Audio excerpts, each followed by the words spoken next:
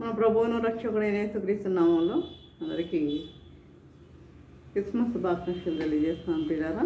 ఇంత బాగున్నారు కదా. చూడండి, మనము మొదటిగా యేసు పుట్టి ఉండకపోతే అన్న అంశం మీద మనం ధ్యానించుకుంటున్నాం. పార్ట్ 1 అయిపోయింది, ఇప్పుడు పార్ట్ 2 ధ్యానించుకుందాం. యేసు పుట్టి ఉండకపోతే దేవునికి మానవులకు మధ్యవర్తి అనేవారు ఉండేవారు కాదు. మధ్యవర్తి ఉండడనమాట. అంటే చూడండి, దేవుడు ఒక్కడే, దేవునికి నరులకు మధ్యవర్తి కూడా ఒక్కడే. దేవుడు ఒక్కడే, దేవునికి నరులకు మధ్యవర్తి కూడా ఒక్కడే. ఆయనే క్రీస్తు యేసును నరుడు. ఆయనే క్రీస్తు యేసును నరుడు పిల్లారా. చూడండి, తిమోతికి రాసిన మొదటి పత్రిక 2వ అధ్యాయం 5వ వచనం చూసినట్లయితే, యేసు ప్రభు ఈ భూమి మీద ఉన్నప్పుడు ఆయన సంపూర్ణముగా దేవుడు, అలాగే సంపూర్ణముగా నరుడు. ఇది ఒక మర్మం. దీన్ని మనము అర్థం చేసుకోవాలి. చూడండి, పాత నిబంధనలో ప్రధాన యాజకుడు మధ్యవర్తిగా ఉండేవాడు. చూడండి, యెరూషలేము దేవాలయంలో 3 భాగాలు ఉండేవి. ఏంటంటే ఆవరణము, పవిత్ర స్థలము, అతి పవిత్ర స్థలము అని 3 భాగాలు ఉండేవి. అయితే ఈ ఆవరణములో ఎవరుండేవారు అంటే బలు అర్పించేవారు. ఆవరణములో చూడండి, ఆనాడు ప్రభు యెరూషలేముకు వచ్చేటప్పుడు, అదే చివరి ప్రయాణం ఆయనది. ఇంకా అక్కడే ఆయన మరణం అని ఆయన తెలుసు. అందుకని యెరూషలేముకి వచ్చినప్పుడు ఆయన తిన్నగా ఎక్కడికి వెళ్ళారు? ఆయన దేవాలయానికే వెళ్ళారు.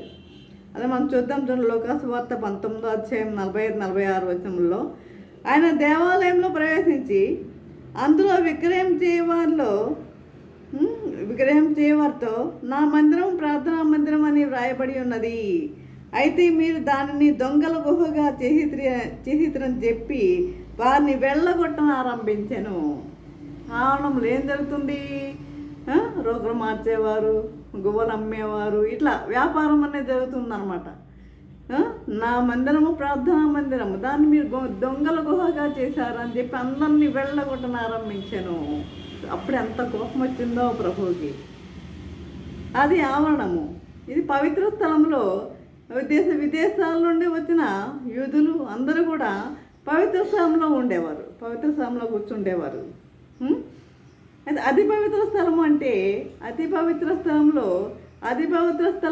పవిత్ర స్థలానికి మధ్య ఏముండేదంటే తెర అనేది ఉండేది. అయితే తెర ఉండేది.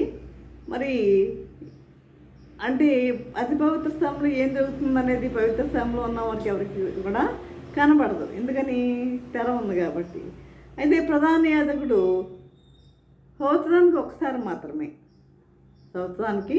ఒకసారి మాత్రమే గొర్రెపిల్ల రక్తం తీసుకుని తాను శుద్ధి చేసుకొని తన పాపముల నిమిత్తము, తన కుటుంబ పాపముల నిమిత్తము, మరి అదేవిధంగా మరి ప్రజల యొక్క పాపముల నిమిత్తము ప్రార్థించుటకై ఆయన అతి పవిత్ర స్థలంలోనికి వెళ్ళేవాడు.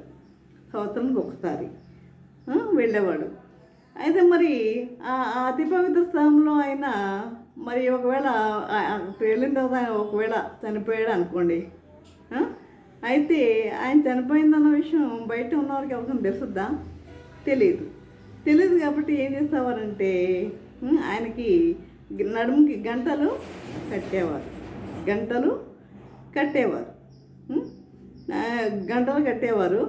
అంటే ఆయన అటు ఇటు నడుస్తూ ఉంటే, అతి పవిత్ర స్థలంలోనే అటు ఇటు నడుస్తూ ఉంటే మరి ఆ శబ్దం వినపడి పర్వాలేదు, క్షేమంగా ఉన్నాడు మా ప్రధాన యాజకుడు అని అనుకునేవారు.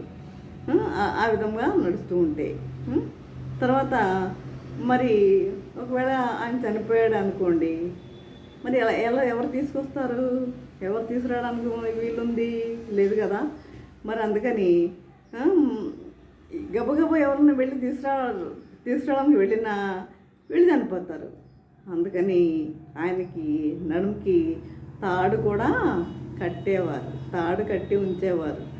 ఆ తాడుతో బయటికి ఆయనని లాగేసేవారండి.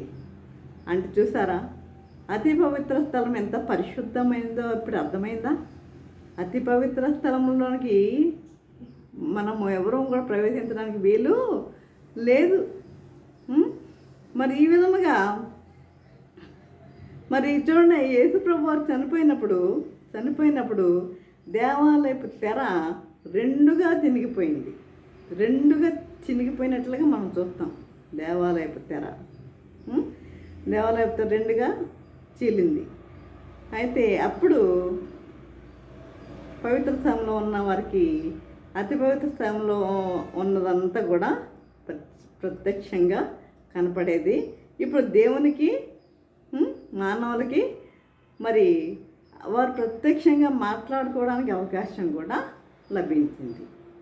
ఇంకెవరిని ప్రార్థన చేయండి, నా కొరకు ప్రార్థన చేయండి అని అడగాల్సిన అవసరం కూడా ఎవరికి కూడా లేదు. వారికి వారే ప్రార్థించుకునే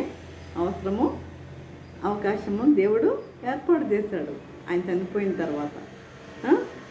అదే ప్రియులారా, యుద్ధముగా మానవులు దేవునితో పరిచర్యను యేసు ప్రభు ఏం చేశాడు? ఈ పరిచర్యను ఎవరికి అప్పగించాడంటే మనకు అప్పగించాడు. ఆ పరిచర్యను మనకు అప్పగించాడు. మనకి సువార్త ప్రకటించవలసిన బాధ్యత ఉన్నది. సర్వలోకంలోకి వెళ్ళి సర్వసృష్టికి సువార్తను ప్రకటించండి అని దేవుని వాక్యం తెలియజేస్తుంది. అంటే ఈ పరిచర్యను కొనసాగించే బాధ్యత మనకుంది. మరి సర్వసృష్టికి సువార్తను ప్రకటించే బాధ్యత కూడా మనకి దేవుడు ఇచ్చాడు. మారుమనసు పొందడం అంటే దేవునితో సమాధాన పడటమే, దేవుని కుమార్తెలుగా మారడమే. ఇంకా చూసినట్లయితే ఇక యేసు ప్రభు పుట్టి ఉండకపోతే నిజమైన దేవుడు లేకపోవును. అంటే చూడండి, ఎంతోమంది దేవతలు ఉన్నారు అనుకోండి, వారిని పూజించేవాళ్ళు పూజిస్తున్నారు. వారిలో కూడా కొంతమందిలో విశ్వాసం అనేది ఉండకపోవచ్చు. ఇప్పుడు వారిలోనే ఉండకపోవచ్చు.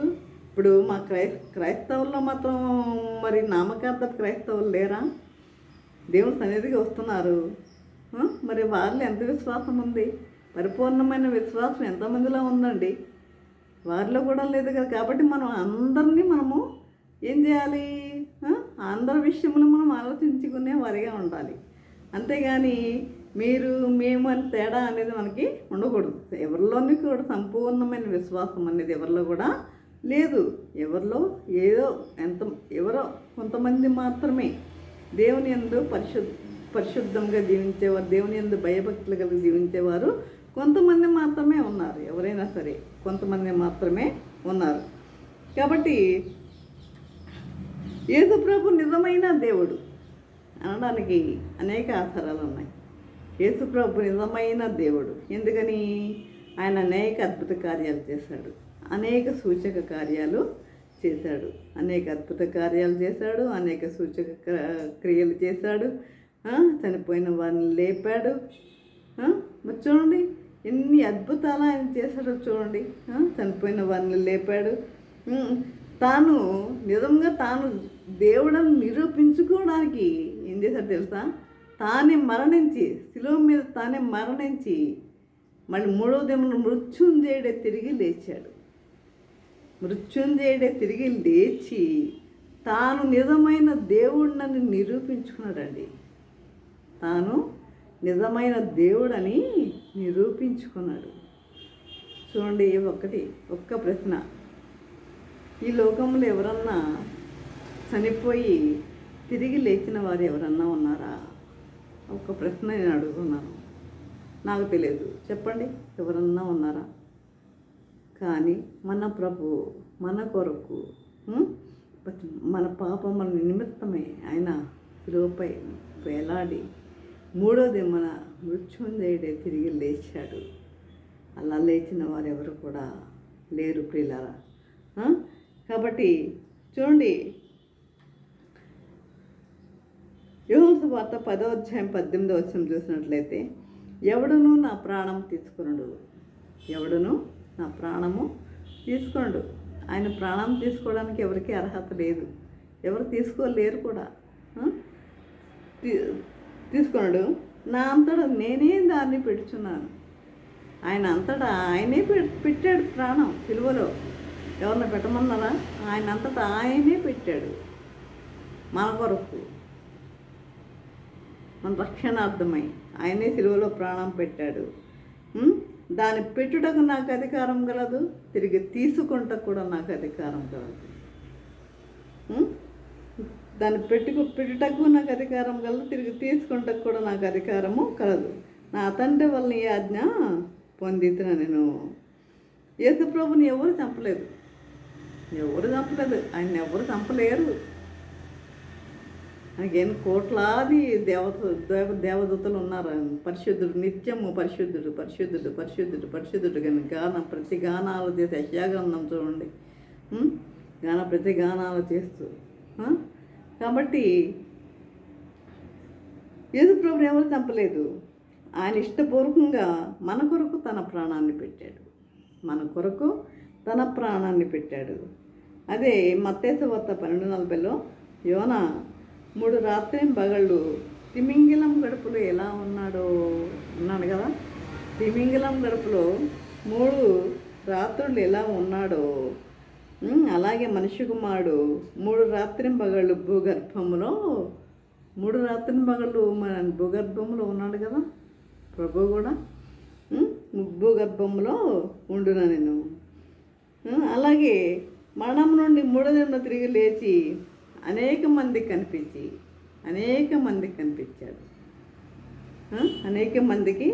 కనిపించాడు. నేను ఈ యొక్క పూర్తి సారాంశాన్ని నేను మృతుల లోకం అనేది నాకు ఈ వీడియో ఉంది చూడండి, మృతుల లోకం. కనుక మరి 40 రోజులు ఈ భూమి మీద ఉండి శిష్యులను బలపరిచి హెచ్చరించి 40 రోజులు భూమి మీద ఉన్నాడు. శిష్యులను హెచ్చరించాడు, బలపరిచాడు. వాళ్ళని బలపరిచి సువార్త ప్రకటించమని ఆదేశించి 500 మంది చూస్తూ ఉండగా ఒలీవ కొండ మీద నుండి ఆయన పరలోకమునకు ఆరోహణమయ్యాడండి. ఒలీవ కొండ మీద నుండి పరలోకానికి ఆరోహణమయ్యాడు. అప్పుడు దేవదూత చెప్తుంది కదా, మీరు ఏ విధంగా చూస్తున్నారో ఆ విధంగానే ఆయన మళ్ళీ ఆ కొండ మీద నుంచి ఆయన దిగి వస్తాడు అని దేవదూత కూడా తెలియజేస్తుంది. అయితే ఆయన ఏ విధంగా ఆరోహణమయ్యాడో అదే విధంగా రెండవసారి ఈ భూమి మీదకి కూడా ఆయన రాబోతున్నాడు. ఎలా ఆరోహణమయ్యాడో అలాగే ఆయన రాబోతున్నాడు. పిల్లరా, సార్వత్రిక సంఘము ఆయన రెండవ రాకడ కొరకు ఎదురు చూస్తుంది. కాబట్టి ఆయన మొదటి రాకడని జ్ఞాపకం చేసుకుంటూ ఉండిపోక ఆయన రెండవ రాకడ కొరకు మనం సిద్ధపడే వారిగా ఉండాలి. మనము ఆయన రెండవ రాకడ కొరకు సిద్ధపడే వారిగా ఉండాలి. పిల్లరా, సిద్ధపాటు కలిగిన జీవితాలు మనము కలిగి ఉండాలి. అలాంటి జీవితం కొరకు ప్రభు ఎదురు చూస్తున్నాడు. ఎంతమంది నా బిడ్డలు సిద్ధపడుతున్నారు నా కొరకు అని ప్రభు ఎదురు చూస్తున్నాడు. మరి ఆ విధంగా సిద్ధపడి ఉందామా?